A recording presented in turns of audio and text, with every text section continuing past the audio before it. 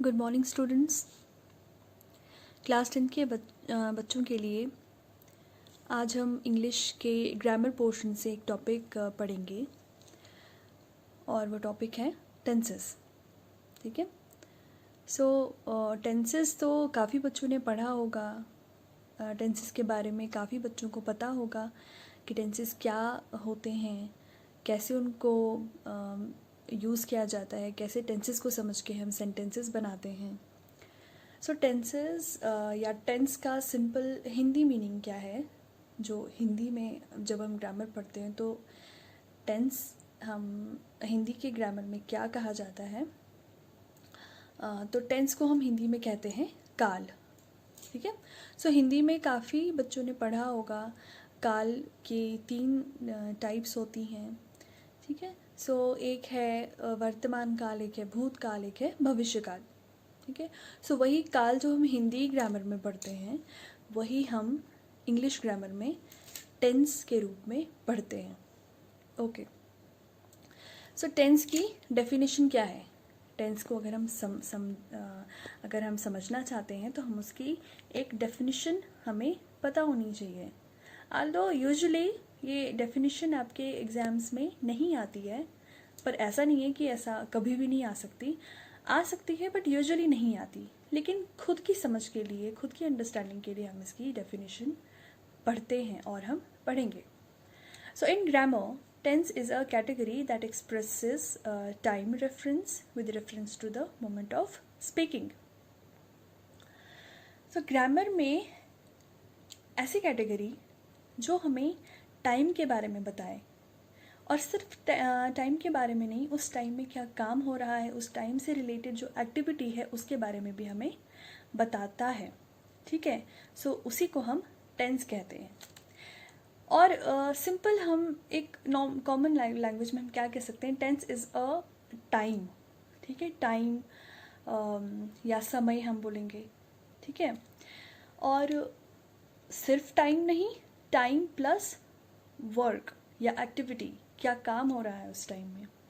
ठीक है। सो हमें 2 चीज़ें इससे पता लगती है, एक तो हमको टाइम के बारे में पता लगता है और उस टाइम से रिलेटेड काम क्या है, ठीक है, हमें उसके बारे में भी पता चलता है। अब ये टेंस 3 तरह के होते हैं। जैसे मैंने आपको पहले ही बोला कि हिंदी में भी जब हम काल पढ़ते हैं तो वो भी 3 तरह के होते हैं। सो सिमिलरली इंग्लिश में भी जब हम टेंस पढ़ते हैं वो भी 3 तरह के होते हैं। क्या क्या है? Past, present and future. So ये 3 तरह के टेंस होते हैं, या हम 3 तरह के टाइम होते हैं ना। ठीक है। टाइम जो है, एक टाइम होता है जो गुजर चुका है, एक टाइम होता है जो अभी चल रहा है। ठीक है। एक टाइम होता है जो आने वाला होता है। सिमिलरली टेंस भी वही होते हैं। ठीक है। सो हम 1 बाय 1 इनको पढ़ेंगे और समझेंगे कि प्रेजेंट टेंस वाले सेंटेंसेस हम क्या उनका स्ट्रक्चर होता है, क्या हम उसमें लिखते हैं, पास्ट टेंस के सेंटेंसेस कैसे होते हैं एंड फ्यूचर टेंस के सेंटेंसेस कैसे होते हैं। सो पहले हम पढ़ेंगे प्रेजेंट टेंस के बारे में। प्रेजेंट टेंस क्या है? It's principal function is to locate a situation और event in the present time. So present time के बारे में हमें इसमें पता चलता है, यानी कि अभी, इस वक्त का। ओके। यानी कि नाउ, राइट नाउ, जो भी अभी की एक्टिविटी है या आजकल के टाइम में जो हो रहा है, दैट इज प्रेजेंट। सो हमें प्रेजेंट सिचुएशन या प्रेजेंट इवेंट के बारे में हमें पता चलता है, और इसे हम 4 टाइप्स में या 4 पार्ट्स में क्लासिफाई करते हैं। किसको? प्रेजेंट टेंस को। ठीक है। यानी कि प्रेजेंट टेंस की भी आगे से क्लासिफिकेशन से इसको और आगे पार्ट्स में बांटा गया है। पहला क्या है? सिंपल प्रेजेंट, या जिसे हम क्या कहते हैं, present indefinite. Okay. Second one is present continuous, third is present perfect and fourth is present perfect continuous. ठीक है। सो ये 4 जो हैं इसकी आगे से फर्दर क्लासिफिकेशंस या 4 पार्ट्स हैं। तो ये आ गया आपका प्रेजेंट इंडेफिनिट, या जिसे हम सिंपल प्रेजेंट भी बोलते हैं। Present indefinite tense represent an action which is regular or normal or true and uses the base form of the verb. So क्या होता है present indefinite tense? ये वैसे एक्शन को रिप्रेजेंट करता है या वैसी एक्टिविटी को, वैसे काम को ये दर्शाता है, रिप्रेजेंट करता है जो क्या होता है, रेगुलर होता है या नॉर्मल या ट्रू होता है. ठीक है, जैसे हम सिंपल सी कोई बात करते हैं जो हम रेगुलरली करते हैं. ठीक है, हम सिंपल सी ऐसे काम की बात करते हैं जो हम रेगुलरली या नॉर्मली करते हैं या रूटीन वे में करते हैं. फॉर एग्जाम्पल मैं बोलूँगी कि ये बच्चा स्कूल जाता है. ठीक है, यानी कि ये वर्तमान या प्रेजेंट टाइम की बात हो रही है. मैंने ऐसा नहीं कहा कि ये बच्चा स्कूल जाता था या ये बच्चा स्कूल जाएगा. मैंने ऐसा नहीं कहा.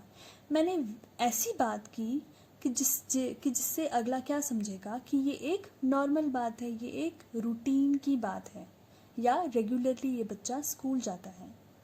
सो वैसे सेंटेंसेस या वैसे टेंस को कहा जाता है प्रेजेंट इंडेफिनिट या सिंपल प्रेजेंट.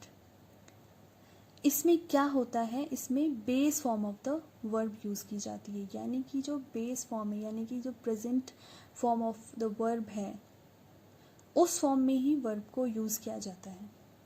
ठीक है, अब क्योंकि सिंपल सी बात है, प्रेजेंट टेंस है, तो उसमें प्रेजेंट फॉर्म ऑफ वर्ब ही यूज़ होगी.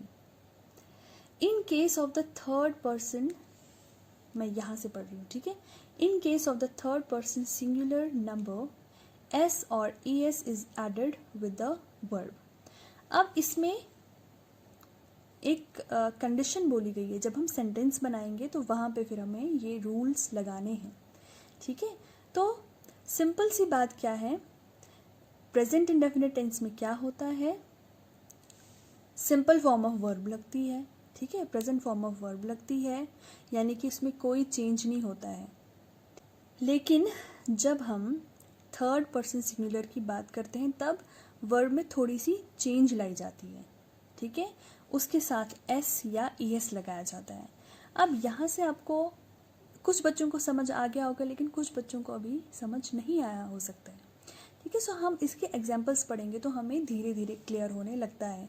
टेंस ऐसी चीज़ नहीं है कि आपने इसकी डेफिनेशन पढ़ ली या आपने इसकी टाइप्स पढ़ ली तो आपको टेंसेस समझ आ गए. जब तक ना आप इसकी एग्जाम्पल्स देखोगे, जब तक ना प्रैक्टिस करोगे सेंटेंसेस लिखने की, तब तक आपको टेंसेस का यूसेज समझ नहीं आएगा.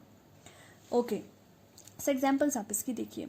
मैंने क्या कहा था, प्रेजेंट इनडेफिनिट टेंस में प्रेजेंट की बात की जाती है और ऐसे काम दर्शाए जाते हैं जो रेगुलरली होते हैं, जो नॉर्मली होते हैं, जो अक्सर होते हैं. ठीक है, सो एग्जाम्पल्स आप देख सकते हैं. I write articles on different topics. मैं डिफरेंट टॉपिक्स पे आर्टिकल्स लिखता हूँ या लिखती हूँ. सो ऐसा काम है जो कोई इंसान रेगुलरली करता है. ये नहीं कि आज किया तो हो गया. ठीक है, या फ्यूचर में करेगा या पास्ट में करता था. नहीं, इसका मतलब ये है कि ये जो जिस भी इंसान ने ये बोला है, ये काम रेगुलरली करता है, नॉर्मली करता है, अक्सर करता है. Okay, then he reads various kinds of books. ही की बात की गई है, किसी दूसरे इंसान की बात की गई है. ठीक है, किसी थर्ड पर्सन की बात की गई है.